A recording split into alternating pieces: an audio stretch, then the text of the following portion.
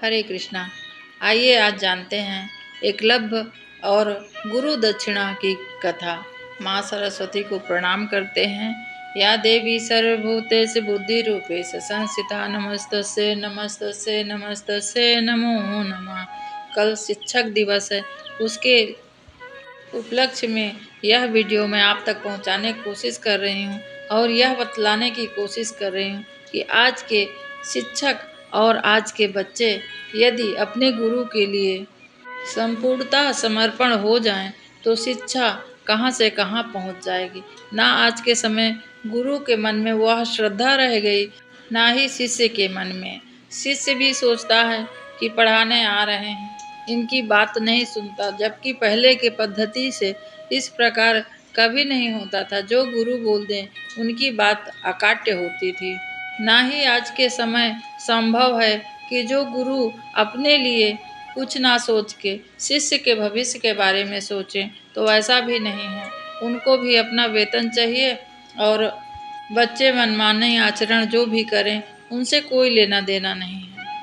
इसीलिए एक दूसरे के प्रति स्नेह नहीं है, जो कि बहुत ही गलत है। ऐसा नहीं है कि सभी गुरु ऐसे हैं या सभी शिष्य ऐसे हैं। सारे बच्चे भी ऐसे नहीं हैं। अपने आज भी टीचर को बहुत सम्मान करते हैं कुछ बच्चे, और कुछ टीचर भी ऐसे हैं कि बहुत अपने बच्चों का सम्मान करते हैं, उन्हें आगे बढ़ाने की प्रेरणा करते हैं।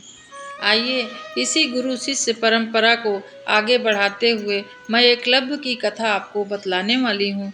आइए प्रेम से बोलिए, गुरु ब्रह्मा गुरु विष्णु गुरुदेव महेश्वर गुरु साक्षात परम ब्रह्मा तस्मै श्री गुरुवे नमः। एकलव्य हिरण्य धनु नामक निषाद का पुत्र था।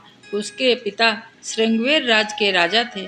उनकी मृत्यु के बाद एकलव्य स्वयं राजा बना। उसने निषाद भीलों की सेना बनाई, अपने राज्य में विस्तार किया। एक प्रचलित कथा के अनुसार एकलव्य श्री कृष्ण के शत्रु माने जाने वाले जरासंध के साथ मिल गया। जरासंध की सेना की तरफ उसने मथुरा पर आक्रमण भी किया। एकलव्य ने यादव सेना से अधिक योद्धाओं को मार दिया था। इस बात को भली भांति कृष्ण जानते थे। अगर एकलव्य को नहीं मारेंगे तो वह महाभारत युद्ध में कौरवों की ओर से लड़ेगा, अतः पांडवों को ज्यादा परेशान करेगा। तब श्री कृष्ण एकलव्य के बीच युद्ध हुआ, जिसमें एकलव्य मारा गया। एकलव्य के मृत्यु के बाद उसका पुत्र केतुमान राजा बना। महाभारत युद्ध में केतुमान कौरवों की सेना की ओर से पांडवों से लड़ा। इसका भी वध भीम ने किया था। आइए जानते हैं एकलव्य अपने गुरु को अपने अंगूठा का दान देना। एक दिन पांडव तथा कौरव राजकुमार द्रोण के साथ शिकार पर पहुंचे। राजकुमारों का एक कुत्ता था। एकलव्य के आश्रम के पास जा पहुंचा और भौंकने लगा। कुत्ते को भौंकते देखते एकलव्य को अभ्यास करने में दिक्कत हो रही थी। तब उन्होंने बाण से कुत्ते का मुंह बंद कर दिया। एकलव्य ने इतनी कुशलता से बाण चलाए कि कुत्ते को बाण से किसी प्रकार की चोट न लगी। जब कुत्ता को गुरु द्रोण ने देखा तो वो धनु विद्या का ये कौशल देखकर दंग रह गए। तब बाण चलाने वाले की खोज करते हुए एकलव्य के पास पहुंचे। गुरु द्रोण को लगा कि एकलव्य अर्जुन से श्रेष्ठ बन सकता है। तब उन्होंने गुरु दक्षिणा में उनका अंगूठा मांग लिया और एकलव्य ने अपना अंगूठा काट के गुरु को समर्पित कर दिया। अंगूठे के बिना एकलव्य धनु विद्या में दक्ष हो गए। तो ये थी गुरु तथा शिष्य की कथा। यदि मन में दृढ़ हो और संकल्पित हो तो व्यक्ति चाहे असहाय हो, फिर भी उसका मन से दृढ़ होने के कारण सब कुछ कर सकता है। इस कथा से हमें यही शिक्षा मिलती है। गुरु और शिष्य की परंपरा हमारे भारत में सदियों से चली आ रही है।